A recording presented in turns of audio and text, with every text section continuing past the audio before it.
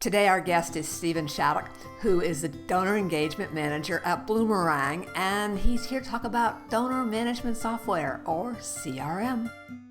What's the logic behind donor management software? Rather than having just kind of a passive Rolodex of names and contact information, donor management software can certainly hold all that information, but it can also analyze it and give you good insights as to what maybe you as a fundraising department or a communications department or, managing volunteers, what you should do to enhance those relationships that you already have so that they do great things. Now, find a good donor software. What does it feel like to use that? It doesn't feel like a chore. It's not like, oh, dang, you don't dread, a check came in the mail. I got to open up this software and figure out how to input that donation and get that logged. Then where do people get disappointed? I've seen a lot of times where somebody gets into a new system, maybe they assume it could do something, or they just didn't ask, or maybe didn't think to ask, or maybe the salesperson also didn't bring it up.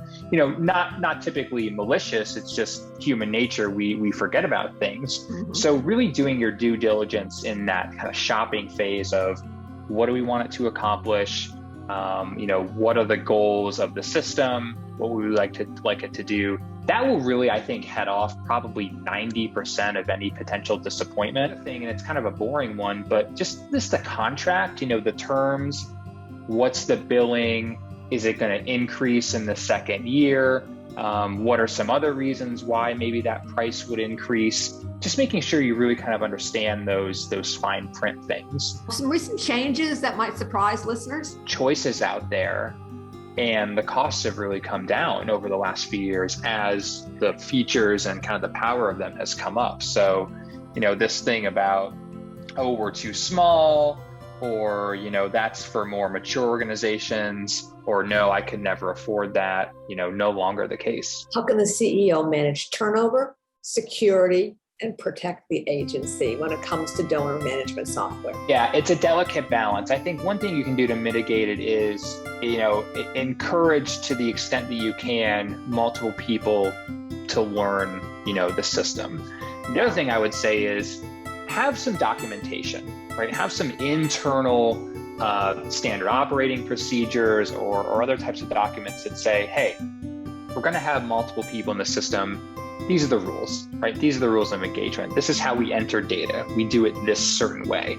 That way, Sally's style may be different from Steven's style, and then the data gets messy and you don't want that. And that's another fair reason why I sometimes get pushback to this idea of multiple people in the system. But this kind of documentation, which sort of feeds training and onboarding, can really help mitigate that. And that's good governance in general. Even if you have only one person, if you say, Steven, I'm not going to do that, I'm not going to have a couple people in there.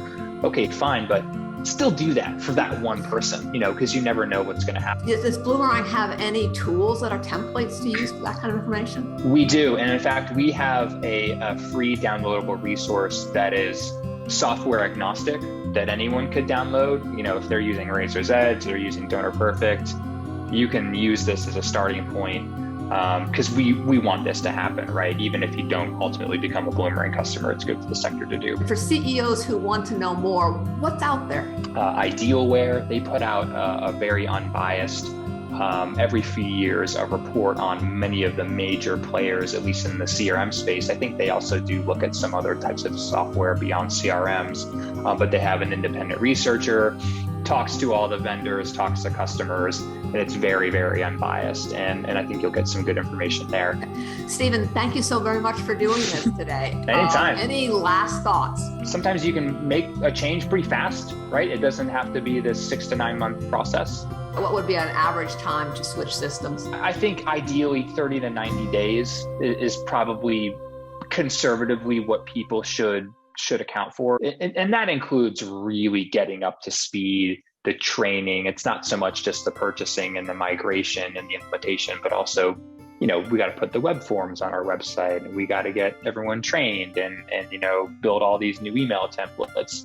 But don't be afraid. I think that a little bit of temporary pain is better than staying with that system that you can't do anything in, for another year.